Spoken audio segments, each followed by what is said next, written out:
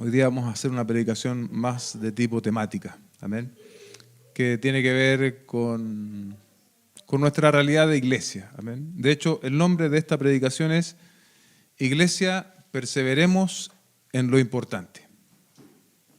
Usted sabe que hay un famoso predicador del siglo XIX llamado Charles Spurgeon. Él atrajo a multitudes enormes. Dice que en una oportunidad predicó a más de 20.000 personas sin micrófono. Y en su congregación, el Tabernáculo Metropolitano de Londres, predicaba a 5.000 personas cada domingo, siendo uno de los predicadores más influyentes, alcanzando hasta durante su periodo de vida, digamos, más de 10 millones de personas a lo largo de su ministerio, con los sermones que se vendieron, millones de copias en aquel entonces, y sin contar el alcance que hasta nuestros días tiene Charles Spurgeon. Esa es una realidad ministerial, ¿no?, que es particular, singular, pero también tenemos otro destacado teólogo, para muchos la mente más prominente dentro del siglo XVII, y su nombre era John Owen. John Owen, en contraste a Charles Spurgeon, al final de sus días, él ministró una congregación que no superaba los 25 miembros. Sin embargo, al día de hoy, es uno de los autores más consultados en el área reformada. Esta cita es de una conversación que yo obtuve con el pastor Samuel García en el programa radial. Los hombres solemos juzgar las cosas por el rendimiento, ¿no?, por los resultados, por lo que podemos medir, por lo que podemos cuantificar. Una estadística positiva muchas veces se lee como el respaldo de Dios, y una estadística mala se lee como que Dios está en contra, pero usted sabe que no es así. De hecho, si ese fuese el parámetro, las sectas entrarían dentro de aquellas instituciones que son respaldadas por Dios, y sabemos que no es así, porque ellos no están conforme a la verdad de Dios. Una obra de Dios puede fructificar y tener resultados objetivos de crecimiento y ser aprobada por Dios, ¿sí? Tampoco queremos decir que no. Pero también al revés es cierto, puede haber una obra pequeña de Dios, con pocas personas, una iglesia local como la nuestra, y también estar siendo aprobada por Dios, ¿sí? Primera de Corintios 3:6 dice: yo planté, Apolos regó, pero Dios ha dado el crecimiento. ¿Se da cuenta? Dios ha dado el crecimiento.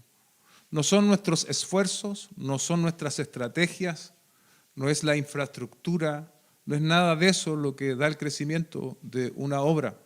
Es Dios, hermanos, quien da el crecimiento. Pero ciertamente nosotros tenemos una responsabilidad delante de Dios, sea que estemos en un gran ministerio o en un ministerio pequeño, como es el caso nuestro. Nosotros, tú y yo, tenemos la responsabilidad de responder como discípulos de Cristo de la mejor manera que nos sea posible. De la mejor manera que nos sea posible. Y es en esa dirección que yo quisiera compartir este mensaje esta mañana, de que juntos como iglesia, no solo perseveremos, porque yo creo que hemos perseverado, sino que sigamos perseverando en las cosas importantes que la palabra nos enseña. Y esta mañana yo quiero enfatizar en tres cosas importantes de las cuales Dios espera que tú y yo, como parte de esta iglesia local, sigamos perseverando. Oremos antes de continuar. Padre, te damos gracias esta mañana por la oportunidad que tú nos has regalado de estar aquí, Señor, y de compartir tu palabra. Hoy haremos esta pausa, Señor, de manera diferente a lo que estamos acostumbrados. Te pedimos que tú uses esta predicación para que tu iglesia sea edificada, Señor, y para que seamos desafiados, Señor, tal como hemos dicho, a seguir perseverando sobre las cosas importantes. Te lo pedimos en el nombre de Jesús. Amén y amén. Juan capítulo 13, versos 34 al 35. Hoy vamos a estar compartiendo varios versículos. Dice: un mandamiento nuevo les doy, que se amen los unos a los otros, como yo los he amado, así también se amen los unos a los otros. El contexto de este pasaje nos indica que el Señor Jesucristo se estaba dirigiendo a sus discípulos. La primera pregunta directa para nosotros: ¿nos consideramos discípulos de Cristo? ¿Tú te consideras un discípulo de Cristo? Si es así, y espero que así sea, estas palabras tienen total aplicación para nosotros hoy. La pregunta que también tenemos que hacernos es: ¿cómo había amado el Señor a sus discípulos? Hasta ese punto del texto en Juan, Él no se había crucificado, Él no había ido a la cruz, ¿sí? Pero Dios de todas formas ya había manifestado el amor a sus discípulos, ¿sí? Les había llamado, ¿sí? Les había llamado no por sus méritos, no por sus pergaminos, no porque tuviesen grandes currículum, eran pescadores, hombres comunes y corrientes. No solo eran pescadores, eran pecadores también, así como lo somos tú y yo. Eso ya es una muestra del amor de Dios en favor nuestro. Los amó al discipularlos, ¿no? Y todo lo que eso implica. Los discípulos estuvieron con el Señor Jesucristo al menos 3 años y medio, dicen otros autores. Los soportó sus adolescencias, ¿sí? ¿Se acuerda ahí con ese pasaje cuando 2 discípulos le dijeron, oremos para que caiga fuego del cielo sobre ellos? El Señor Jesucristo tuvo paciencia también con ellos, los sirvió también. Así también Dios ha hecho con nosotros, nos ha amado de múltiples formas, pero está claro que la forma más grande de amor se expresó en la cruz del Calvario, porque de tal manera amó Dios al mundo que entregó a su Hijo unigénito. Es la muestra más grande que hay hacia el pecador, y es también lo que nosotros somos invitados, o no solo invitados, sino llamados por Dios a poder replicar. ¿Estamos practicando ese tipo de amor entre nosotros? El amor no es solamente una cuestión etérea, volátil, así en el aire, un sentimiento. El amor, usted lo sabe, el amor es algo que se va a demostrar en actos concretos, ¿sí? Los cristianos muchas veces, yo creo que la mayoría de las veces, estamos lejos de demostrar el amor sacrificial del Señor Jesucristo. Ninguno de nosotros acá podría levantar la mano y decir, no, yo ya estoy. Yo soy 100 de 100 en amor. Ninguno de nosotros. Ninguno de nosotros. Amamos muchas veces, iglesia, hasta el límite de nuestra comodidad. Amamos muchas veces hasta el límite de nuestro criterio. Amamos muchas veces hasta el límite de lo que nos parece bien, o si incluso nos sentimos ofendidos, dejamos de amar. Le hacemos una cruz a las personas. Ya no, me enojé con esta persona, no la amo más. Si las cosas no se hacen como yo las percibo, entonces me aparto, me siento rechazado, me aíslo y por lo tanto también dejo de amar. Como he dicho antes, ninguno de nosotros ha amado a otros como Cristo ama a su iglesia, ni llegará a hacerlo, pero debemos procurarlo, hermanos. Y este es un mandamiento directo para nosotros hoy, los discípulos de esta época. Ámense los unos a los otros como yo los he amado. El apóstol Pablo describió el amor justamente en relación con la iglesia local, en este caso a los creyentes que se encontraban en Corinto, donde sabemos había un interés malsano por los dones espirituales más visibles. Todos querían ser notorios delante de la congregación y querían esos dones que eran más protagónicos, diríamos hoy dones de tarima, dones de púlpito. Corinto no era precisamente la iglesia ejemplar, sino que fue necesario que el apóstol trajera esta corrección a esta comunidad de creyentes, y la corrección en este sentido se basó precisamente en el amor, hermanos. El amor que es necesario que abunde, habite en una iglesia local. Primera los Corintios 13, 1 al 8, dice, si yo hablara lenguas humanas y angélicas, pero no tengo amor, he llegado a ser como metal que resuena o como címbalo que retiñe. Si tuviera el don de profecía y entendiera todos los misterios y todo conocimiento, y si tuviera toda la fe como para trasladar montañas, pero no tengo amor, nada soy.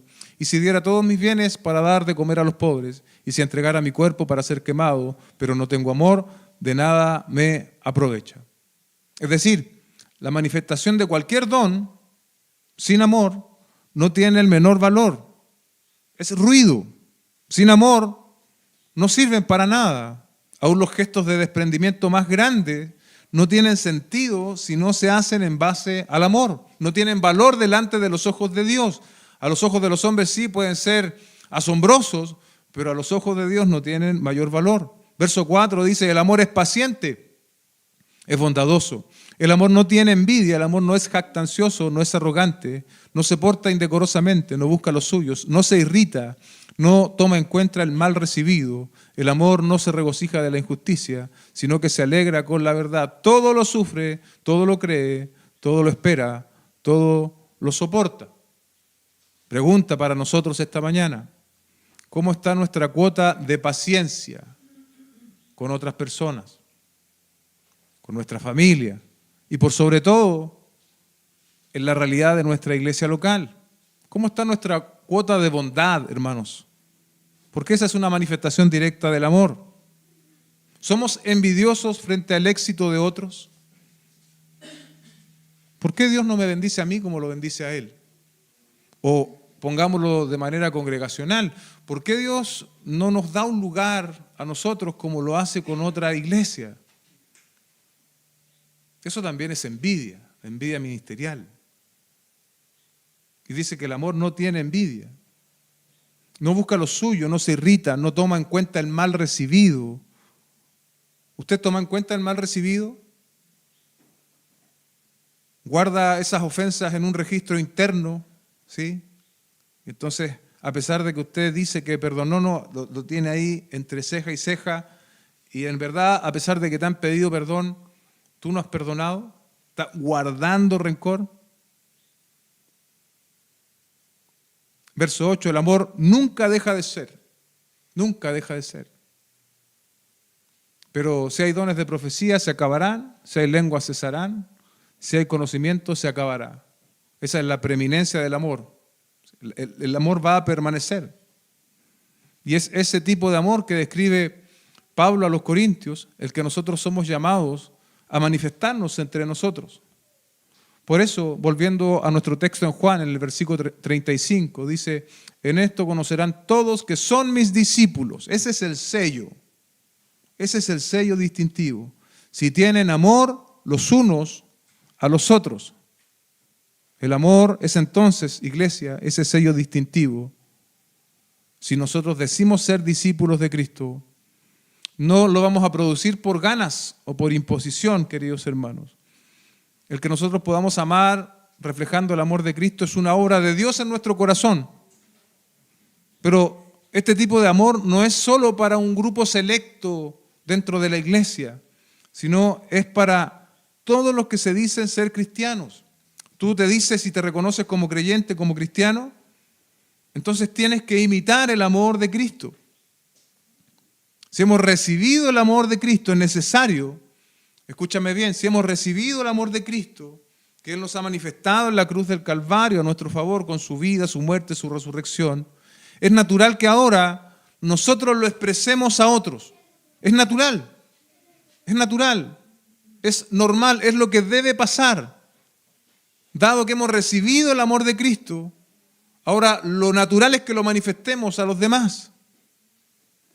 Nunca llegamos a ser lo suficientemente amorosos. Aún en una realidad particular, el apóstol Pablo celebró el amor que manifestó cierta congregación, pero a pesar de que lo estaban haciendo bien, el apóstol Pablo no se conforma. Dice, tienen que hacerlo más, tienen que abundar más en eso. Primera a los Tesalonicenses 4, versos 9 y 10.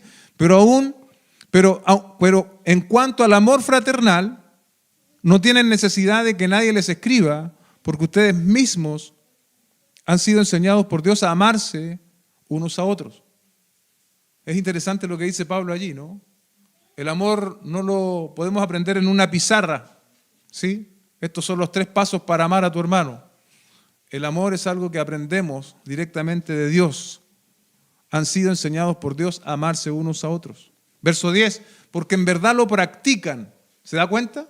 Los tesalonicenses practicaban el amor. Habían sido enseñados por Dios. No tenían necesidad que otros hombres le enseñaran. Con todos los hermanos que están en toda Macedonia.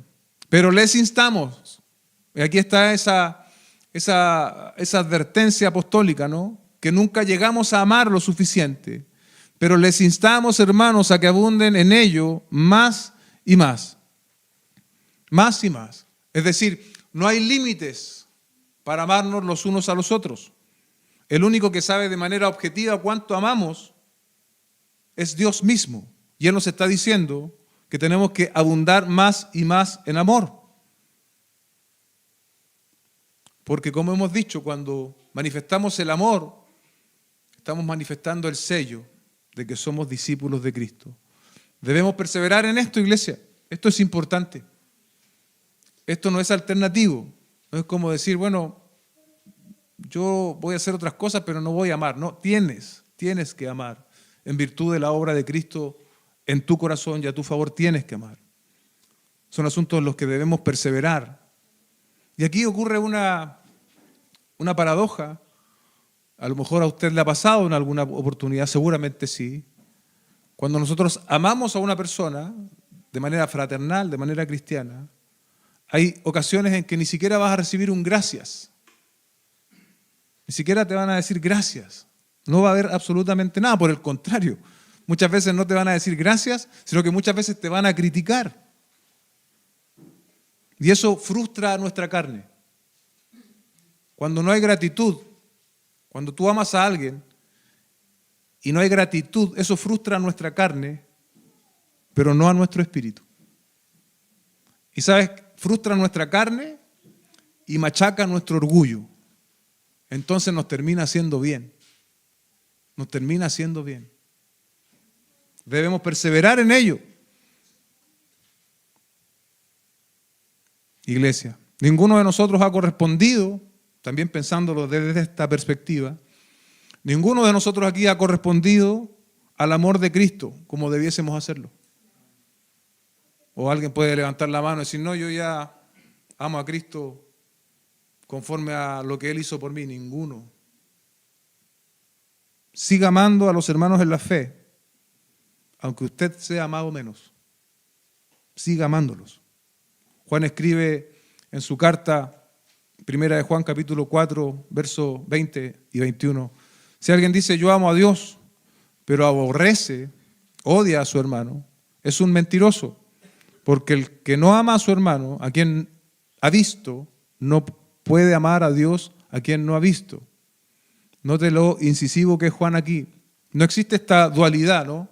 No, yo tengo una buena relación con Dios, pero una mala relación con mis hermanos. No existe eso. El apóstol Juan, inspirado por el Espíritu Santo, dice eso, no es posible. No puedes amar a tu hermano, a quien le ves, y decir que amas a Dios, a quien no ves. Verso 21, y este mandamiento tenemos de él, que el que ama a Dios, ame también a su hermano. Amar no es solamente decir, ¿no? Sería fácil decir, yo te amo, hermano, te amo en Cristo. El amor involucra actos concretos que lo ponen en evidencia. Uno de ellos, que tiene múltiples manifestaciones, asociado también a los dones de Dios en nosotros, es el servicio. Y es el segundo punto de nuestra predicación respecto de cosas que nosotros tenemos que perseverar. Son cosas importantes. Una manifestación del amor es que nosotros nos servimos los unos a los otros. Y quisiera tomar un pasaje en Juan para ilustrar el modelo perfecto de servicio. ¿Quién es el modelo perfecto de servicio? Jesucristo. Juan 13, versos 12 al 17, dice, entonces cuando acabó de lavarle los pies, tomó su manto y sentándose a la mesa otra vez les dijo, ¿saben lo que les he hecho? Ustedes me llaman maestro y señor y tienen razón porque lo soy. Pues si yo, el señor y maestro, les lavé los pies, ustedes también deben lavarse los pies unos a otros, porque les he dado ejemplo para como yo les he hecho, también ustedes lo hagan. En verdad les digo que un siervo no es mayor que su señor, ni un enviado es mayor que el que lo envió. Si saben esto, serán felices si lo practican. El contexto bíblico, el lavado de pie era una función que hacían los esclavos. Y en el contexto judío eran esclavos que obviamente no eran judíos. En aquella época se usaban sandalias y no había pavimento, ¿no? Todo era tierra, polvo, senderos de ese tipo. Y era costumbre entonces que los anfitriones del hogar proveyeran el lavado de pies para sus visitas. Generalmente esto se hacía antes de sentarse a la cena. Y en este pasaje, iglesia, el Señor Jesucristo tomó el lugar del siervo. Tomó el lugar del siervo para modelar, para ejemplificar a sus discípulos. Dice el texto que Él es Señor y Maestro. Y esto fue para los discípulos algo que ellos no se esperaban. ¿Cómo es que nuestro Maestro y Señor nos está lavando los pies? Fue una sorpresa absoluta. Hay iglesias que practican esto del lavado de pies. Y bueno, tal vez está bien, pero más allá de hacerlo literalmente, lo importante es que sea un principio de vida en nosotros, ¿sí? Eso es lo realmente importante, un acto de servicio constante. Jesús amaba tanto a estos hombres, sus discípulos, que no tuvo inconveniente en tomar el lavatorio y la toalla para servirles. De hecho, les amó tanto que fue hasta la cruz del Calvario para servirles de esa manera suprema, ¿no? Pero esto de lavar los pies era un acto de amor revolucionario en aquella época. La pregunta, iglesia, para nosotros: ¿tienes el lavatorio y la toalla en tus manos en este tiempo de tu vida? ¿O ya somos muy importantes para labores tan comunes y corrientes como esta? No, hermanos. En el reino de Dios no es como en el reino de este mundo. Yo me acuerdo, escuchaba las historias de hermanos que llegaron a ciertos trabajos y empezaron en labores menores, dentro de un banco, por ejemplo. Hoy día entiendo que ya no se da tanto, pero estoy hablando hace 30 o 40 años. Y empezaron como junior y llegaron a grandes puestos de ese banco en aquella época. Porque esa es la mentalidad del mundo, ¿no? Empezar desde abajo y llegar a lo más alto. Pero en el reino de Dios no es así. En el reino de Dios siempre debemos tener la toalla y el lavatorio prestos para servir a otros. Mateo 20 al 28 dice: pero Jesús, llamándole junto a él, dijo: ustedes saben que los gobernantes de los gentiles se enseñorean de ellos y que los grandes ejercen autoridad sobre ellos. No ha de ser así entre ustedes, sino que el que entre ustedes quiera llegar a ser grande será su servidor. Y el que entre ustedes quiera ser el primero será su siervo. Así como el Hijo del Hombre no vino para ser servido, sino para servir y dar su vida en rescate por muchos. Dios nos ha llamado a imitar a Jesucristo, por lo tanto a servirnos los unos a otros. No hemos sido llamados al cuerpo, a la iglesia, a levantar demandas, derechos o exigencias, y tampoco a presentar nuestro currículum cristiano para postularnos a hacer algo en la iglesia. No, nada de eso.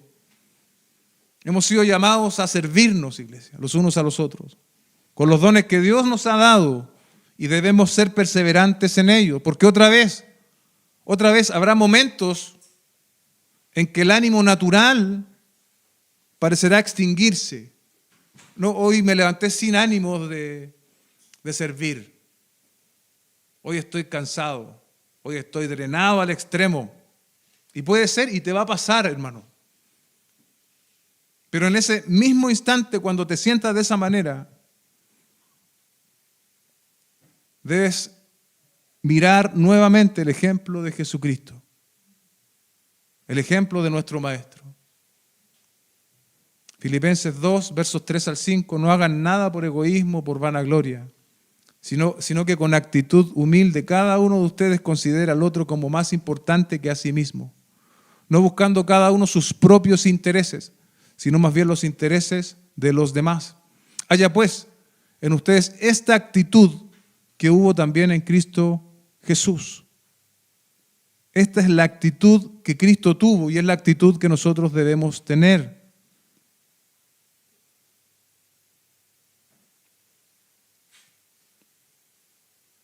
El verso 15 de nuestro pasaje dice: porque les he dado ejemplo para que como yo les he hecho, también ustedes lo hagan.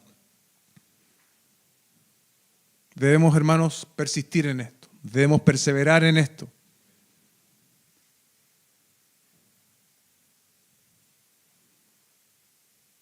Hay múltiples maneras de servirnos en la iglesia. La mayoría de ustedes ya lo saben, ¿no? Estamos en un lugar prestado, por lo tanto, aquí toca montar y desmontar. Ahí se abre un escenario en el cual usted sirve. Pero también puede servir de manera particular, orando por un hermano, visitando a un hermano. También tenemos el servicio de comunidad de fe que hacemos domingos como este, donde recolectamos mercadería para ir en ayuda de alguna familia que lo pueda estar necesitando. Eso también es servicio al Señor. Y involucrarse en las actividades de la iglesia también es servicio al Señor. Cuando nos conectamos al Zoom, también es una forma de servicio al Señor. Es una forma en la cual tú sirves, pero a la vez también eres edificado. De allí la importancia de participar. Damos gracias al Señor. Doy gracias al Señor como pastor de esta iglesia local por todos aquellos que sirven. Tal vez, claro, mi mirada no es la de Dios, ¿no? Yo no soy omnisciente, no sé las cosas que tú haces en privado en tu servicio al Señor. Glorifico a Dios igual por ello y le doy gracias al Señor. Pero al menos lo que desde mi limitada visión, ¿no? Uno logra ver que son hermanos y hermanas que están sirviendo al Señor con ganas, con ánimo, a veces en contradicción, como yo decía antes. Seguro que muchas veces los que vienen a hacer el aseo acá desearían estar descansando en sus casas una hora más, pero lo hacen por servicio al Señor. Y el servicio al Señor se expresa sirviendo a la iglesia. Así que gracias y no se cansen. Y animo a los demás también a ser parte de esto. Esta ha sido una escena que Dios nos abrió. Yo creo que parte de eso, parte del propósito de Dios es precisamente eso, que sirvamos ya sea tomando una escoba, limpiando un baño, tirando unos cables, apilando sillas, no lo sé. Pero Dios nos ha tenido ya más de 4 años en este escenario para que tomemos esas plazas de servicio. Es una manera de tomar también la toalla y el lavatorio. Hágalo con gratitud. Y también, como lo decía antes, la diversidad de formas que hay de servirnos los unos a los otros. Unas que no son tan vistosas como otras, pero son igualmente importantes. Cuando caemos en la tentación y en el error de decir, yo ya he hecho suficiente, yo ya he limpiado el baño 3 años, 4 años, 5 años, que sirvan otros. Recuerda la imagen de nuestro pasaje, Jesucristo tomando la toalla y el lavatorio. Y agrego más, en Juan capítulo 13, versos 3 y 5, dice Jesús, sabiendo que el Padre había puesto todas las cosas en sus manos, mira, el que tomó el lavatorio y la toalla, sabiendo que Jesús había todas las cosas en sus manos y que Dios había salido y a Dios volvía, y que de Dios había salido y a Dios volvía, se levantó de la cena y se quitó el manto y tomó una toalla y se la ciñó. Luego echó agua en una vasija, comenzando a lavar los pies de los discípulos y a secárselos con la toalla que tenía ceñida.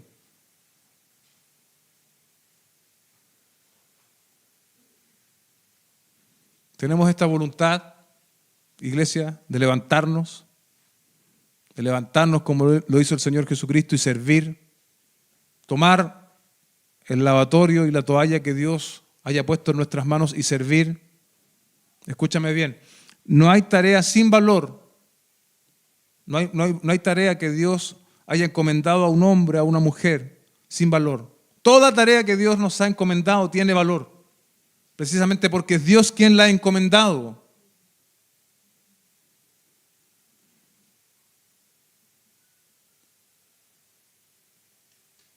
Debemos, iglesia, perseverar en el servicio, que se deriva del amor.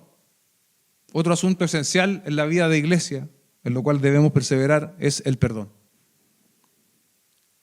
Se deriva también del amor. Sin la práctica constante del perdón es imposible que una iglesia se mantenga. Porque ¿saben lo que va a haber entre nosotros hoy día, ayer y mañana? Van a haber diferencias, van a haber conflictos, van a haber roces, van a haber desacuerdos. Y no existe una iglesia local que escape de eso. Porque todas las iglesias locales, las más grandes, las más pequeñas, todas, están compuestas por pecadores rehabilitándose del pecado. Y cada cierto tiempo reincidimos en el pecado. Y eso se manifiesta contra nuestros hermanos en la fe. De allí la importancia del perdón como una práctica habitual para nosotros. El asunto es que hemos enfrentado ya, yendo al panorama más cercano de los últimos años, situaciones como esta. Y cuando hay conflicto, hermano, cuando hay diferencias, cuando hay ofensas, hay algunas alternativas. Usted puede hacer vista gorda del asunto y continuar como si nada ocurrió, pero caminar con el peso de la falta de perdón y las consecuencias que eso conlleva. Caminará con resentimiento en su corazón hacia quien le ofendió y eventualmente el peso te va a hacer colapsar. ¿Sí? Es como cuando antiguamente existían, bueno, hoy día también, pero antes eran sacos de papa de 80 kilos. Yo me acuerdo porque yo iba con mi papá a comprar al valledor. Entonces los hombres que cargaban se podían echar 2 sacos al hombro. Después se legisló eso y ahora creo que son de 30 o 40 los sacos, no más allá de eso. ¿De cuánto? 25. Imagínate, los hombres echaban hasta 2 de esos sacos. Si tú le tomabas a un hombre, por muy fuerte que fuese, y le ponías 3 o 4 sacos, lo hacías colapsar. Se iba a desplomar. Así ocurre con la falta de perdón. Es un peso que si no lo enfrentamos como Dios nos manda a enfrentarlo, en una u otra oportunidad vamos a colapsar, nos va a aplastar la falta de perdón.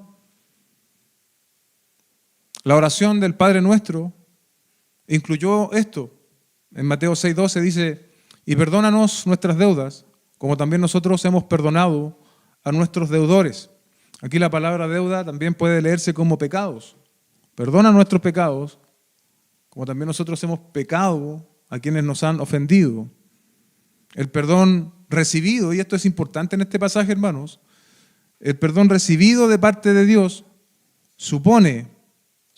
implica de manera natural que tú y yo debemos perdonar a otros. Debemos perdonar, no es una alternativa, debemos perdonar. Mateo 18, 21 al 35 dice, entonces acercándose Pedro preguntó a Jesús, Señor, ¿cuántas veces pecará mi hermano contra mí que yo haya de perdonarlo? ¿Hasta 7 veces? Jesús le contestó, no te digo que hasta 7 veces, sino hasta 70 veces 7. Dice un autor, seguramente Pedro pensaba que el perdonar hasta 7 veces sería muy generoso. Quizás estaba pensando en una regla rabínica que decía que nadie tiene derecho de pedir perdón a su prójimo más de 3 veces. El Talmud babilónico declara, cuando un hombre peca contra otro, le perdona 1 vez, le perdona 2 veces, le perdona 3 veces, pero la cuarta ya no le perdonen. La contestación de Jesús tomó a Pedro y a los demás por sorpresa, hasta 70 veces 7. El perdón de Dios, iglesia, escucha bien, no conoce límites para con el hombre arrepentido y nuestro perdón hacia los demás debe ser sin límites. 70 veces 7 es otra manera de decir sin límite. Tristemente, muchas veces los cristianos preferimos no perdonar. Y aquí también es algo que he visto, que en lugar de relacionarnos y resolver bíblicamente la falta de perdón, hay mucha gente que para evitar eso terminan cambiándose de iglesia. Y esa es la solución. Bueno, mejor me voy, no quiero ver más a este hermano, o no quiero ver más al pastor, pongámoslo así también. Entonces, mejor me cambio de iglesia y me busco otra iglesia. Y hoy día hay muchas iglesias. Hay iglesias para el gusto, así como restaurante. Un restaurante, no sé, de lo que tú quieras. Hoy día también hay iglesias para el gusto de cada cual. Y es lamentable, hermanos.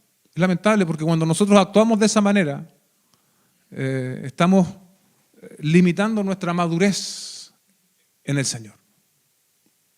Tenemos que enfrentarnos, tenemos que mirarnos a la cara, tenemos que pedirnos perdón. Es necesario porque hemos sido perdonados por Dios. Volviendo al texto, ¿no? Dice, por eso el reino de los cielos puede compararse a cierto rey que quiso ejecutar cuentas con su siervo. Al comenzar a ajustarlas, le fue presentado uno que debía 10.000 talentos, 216 toneladas de plata. Pero no teniendo él con qué pagar, su señor ordenó que lo vendieran, junto con su mujer e hijos, y todo cuanto poseía, y así pagara deuda. Entonces el siervo cayó postrado ante él, diciendo, tenga paciencia conmigo, y todo se lo pagaré. Y el señor de aquel siervo tuvo compasión, lo soltó y le perdonó la deuda. Pero al salir aquel siervo, encontró a uno de sus consiervos que le debía 100 denarios, y echándole mano, le ahogaba diciendo, paga lo que debes. Entonces su consiervo, cayendo a sus pies, le suplicaba, ten paciencia conmigo y te pagaré. Sin embargo, él no quiso, sino que fue y lo echó en la cárcel hasta que pagara lo que debía. Así que cuando sus consiervos vieron lo que había pasado, se entristecieron mucho y fueron y contaron a su señor todo lo que había sucedido. Entonces, llamando al siervo, su señor le dijo, siervo malvado, te perdoné toda aquella deuda porque me suplicaste. ¿No deberías tú también haberte compadecido de tu consiervo, así como yo me compadecí de ti? Y enfurecido su señor, lo entregó a los verdugos hasta que pagara todo lo que debía. Así también mi Padre Celestial hará con ustedes, si no perdonan de corazón, cada uno a su hermano.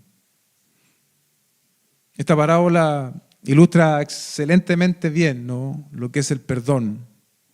El Señor de la parábola es Dios, es quien nos ha perdonado a cada uno de nosotros una deuda que nos era imposible de pagar, la deuda del pecado. En Cristo esa deuda fue pagada. Su obra está ahora a nuestro favor, vida, muerte y resurrección. ¿Sí? Él pagó por nosotros. El Señor de aquel siervo tuvo compasión, lo soltó y le perdonó la deuda. Este siervo que nos representa se fue y él tenía un consiervo, dice el texto, ¿no?, la parábola, que le debía. ¿Y cómo se comportó con este que le debía a él? ¿Imitó la actitud de compasión y le perdonó la deuda? No, muy por el contrario, versos 29 y 28. Entonces su consiervo, cayendo a sus pies, le suplicaba, ten paciencia conmigo y te pagaré.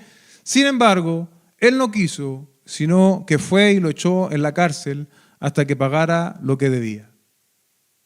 ¿Cómo estamos hoy respondiendo, iglesia, frente a las ofensas de los demás? ¿Estamos actuando como este siervo? No, el texto dice que él no quiso. Imagínate, después de haber sido perdonado una deuda estratosférica, millonaria, él simplemente no quiso. Lo que se espera de nosotros, verso 33, ¿no deberías tú también haberte compadecido de tu consiervo, así como yo me compadecí de ti? ¿Se ha compadecido Dios de ti? Dios espera que nosotros nos compadezcamos de otros que nos ofenden y extendamos también perdón. Cuando no perdonamos, acarreamos consecuencias, según esta parábola en el verso 34. Dice, y enfurecido su señor, lo entregó a los verdugos hasta que pagara todo lo que debía. La figura del verdugo aquí no parece indicar condenación eterna. Además, recordemos que el Señor Jesucristo estaba respondiendo a la inquietud de Pedro, estaba hablando con discípulos. Pero no perdonar tiene consecuencias, hermanos. No perdonar tiene consecuencias. El verdugo es la escuela donde por un proceso duro vamos a terminar aprendiendo a perdonar. No es el propósito de Dios, pero a veces somos tan duros, tan orgullosos, tan soberbios, que entonces Dios permite verdugos que aplasten nuestro orgullo, nuestra soberbia, para que seamos capaces de perdonar. El que no perdona no ha terminado de entender y valorar el perdón de Dios, y eso es grave, hermanos.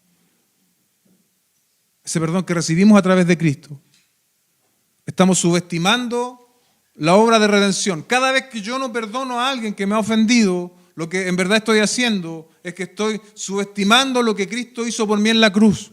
Mira, lo estoy subestimando. Al revés, cuando yo perdono, entonces sí estoy actuando en consistencia, en coherencia en lo que Dios hizo por mí a través de Cristo. ¿Nos cuesta perdonar? Sí, muchas veces nos cuesta, es verdad. A veces andamos semanas y meses con una situación que pasó con alguien y nos cuesta perdonar. Pero otra vez, nuestro referente es Cristo. Entonces, cuando nos cueste perdonar, cuando tengamos una idea de alguien que me ofendió y la idea está dándome vuelta y vuelta y vuelta y vuelta, tú tienes que mirar a la cruz del Calvario. Tú tienes que mirar el perdón que Dios te ofreció a través de Cristo y darte cuenta de que no hay argumento para que tú sientas tal nivel de ofensa de no perdonar, porque Cristo a ti te perdonó cuando estabas muerto en tus delitos y pecados. No tienes alternativa, iglesia, no tenemos alternativa de no perdonar.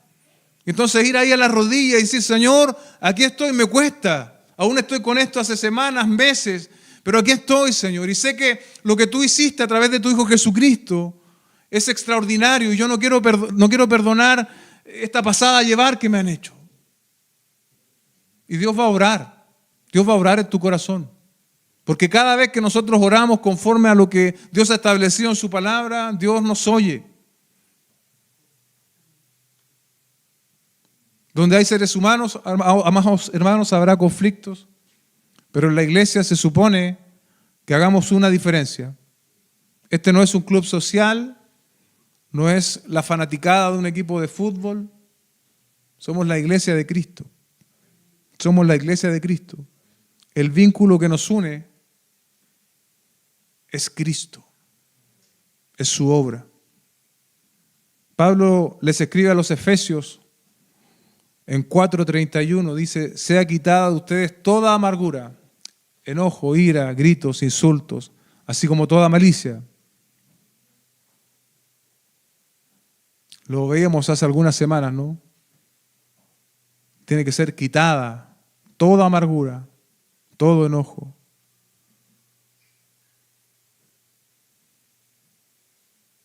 Cuando Pablo escribe a los Efesios, se está dirigiendo a creyentes. Cuando leemos esta palabra aquí, nos estamos dirigiendo a creyentes. Es decir, que a pesar de que somos cristianos, hay cosas que tenemos que sacar de nosotros, que quitar de nosotros, como la amargura, el enojo, gritos, insultos. Verso 32, eso hay que quitarlo, pero ¿qué debe haber en nosotros? Sean más bien amables los unos con los otros, misericordiosos, perdonándose unos a otros, escuche bien, así como también Dios los perdonó en Cristo. Debemos perdonarnos los unos a los otros, como también Dios nos perdonó en Cristo.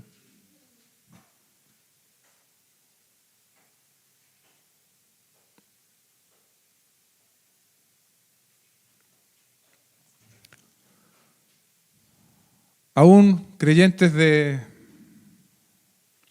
cierto caminar, de ciertos años en la iglesia, de buen testimonio, pueden verse con raíces de amargura que le impiden perdonar. Y esto sucedió en el caso de la iglesia en Filipos, capítulo 4, verso 1. Dice, así que hermanos, amados y añorados, gozo y corona mía, estén así firmes en el Señor, amados. Ruego a Evodia y a Síntique que vivan en armonía en el Señor. En verdad, fiel compañero, también te ruego que ayudes a estas mujeres que han compartido mis luchas en la causa del Evangelio. Mira, ahí está el currículum de estas hermanas. Habían sido compañeras precisamente, nada menos y nada más que del apóstol Pablo, junto con Clemente y los demás colaboradores míos, cuyos nombres están en el libro de la vida. Eran creyentes. Sus nombres estaban escritos en el libro de la vida, pero sin embargo no estaban en armonía. Había un conflicto entre ellas, mujeres distinguidas con años de experiencia. ¿Qué quiero graficar con esto, iglesia? Y es que no somos inmunes a la falta de perdón. El pastor no es inmune a la falta de perdón, usted tampoco lo es. Pablo entonces pide la intervención de un tercero, que el texto dice que se llama fiel compañero. No tenemos el nombre de esa persona. En alguna oportunidad en nuestra exposición de Filipenses decíamos esto, ¿no? Tal vez Dios nos llama a nosotros, a ti de manera particular, a ser ese intermediario entre partes que están conflictuadas, a ser como fiel compañero, a ser un puente para facilitar el perdón. Iglesia, perdonar no es una opción para quien ha sido perdonado por el Señor. A modo de conclusión, permítame leer, hemos tenido hartos pasajes esta mañana.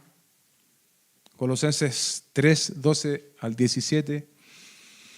Entonces ustedes, como escogidos de Dios, santos y amados, revístanse de tierna compasión, bondad, humildad, mansedumbre y paciencia, soportándose unos a otros y perdonándose unos a otros. Si alguien tiene queja contra otro, como Cristo los perdonó, así también háganlo ustedes. Sobre todas estas cosas, vístanse de amor, que es el vínculo de la unidad. Que la paz de Cristo reine en sus corazones, a la cual en verdad fueron llamados en un solo cuerpo, y sean agradecidos. Que la palabra de Cristo habite en abundancia en ustedes, con toda sabiduría, enseñándose y amonestándose unos a otros con salmos, himnos y cánticos y canciones espirituales, cantando a Dios con acción de gracia en sus corazones.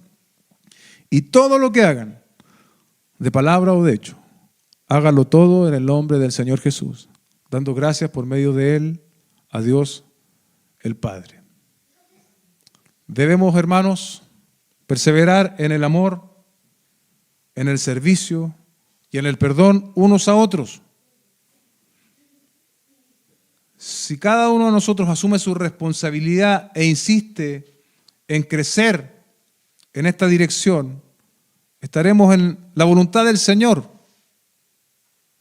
Entonces, las comodidades, la infraestructura, la estadística, el ministerio exitoso, los programas específicos que deseamos que pudiésemos tener como iglesia, no nos robarán el sueño, pues estamos perseverando en el escenario que Dios soberanamente nos ha colocado.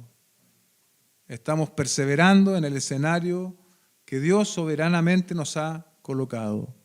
Y si tú eres parte de esta congregación, te invito, junto conmigo, que soy el primero que está predicando, el primer afectado por esta enseñanza, a perseverar en amor, a perseverar en el servicio y a perdonarnos los unos a los otros. Oremos y demos gracias al Señor. Padre, en el nombre de Jesús te quiero agradecer esta mañana por esta oportunidad que me das, Señor, de predicar tu palabra. Es algo que no merezco hacer, Señor, es solo un llamado de tu gracia, es un llamado tuyo, Señor, no en virtud de mis cualidades, porque no las tengo, sino que solamente gracia tuya operando, Señor. Te ruego, Padre, que esta palabra ya a estas alturas del año, ¿no?, casi finalizando el año, pueda ser útil para nuestra congregación. Esta pequeña iglesia local que comenzó ya hace más de 23, 24 años, Señor, en una experiencia distinta de iglesia, con un enfoque distinto, pero que en los últimos 9 años tú has decidido transformarnos, Señor, y ha sido todo obra tuya en nosotros, Señor. Tú nos has dirigido hasta como estamos hoy como iglesia, Señor. Y a veces caemos, ¿no?, en este asunto, Señor, de mirar los pastos ajenos, de ver cómo otros ministerios o iglesias crecen, se desarrollan, tienen alcances, Señor, que los hombres valoramos, ¿no?, que aplaudimos. Y dejamos de atender nuestra responsabilidad. Pienso que ese es el énfasis de esta mañana, Señor, que atendamos nuestra responsabilidad como parte de esta congregación. Y debemos perseverar, Señor, en el amor, en el servicio y en el perdón. Ayúdanos, Señor. Si hay cuentas pendientes de hermanos contra otros, que se resuelvan, Señor. Y que podamos, en referencia a Cristo, o teniendo como referente a Cristo, hacer todo lo que tenemos que hacer, Señor. Te adoramos y te damos gracias en el nombre de Jesús. Amén y amén.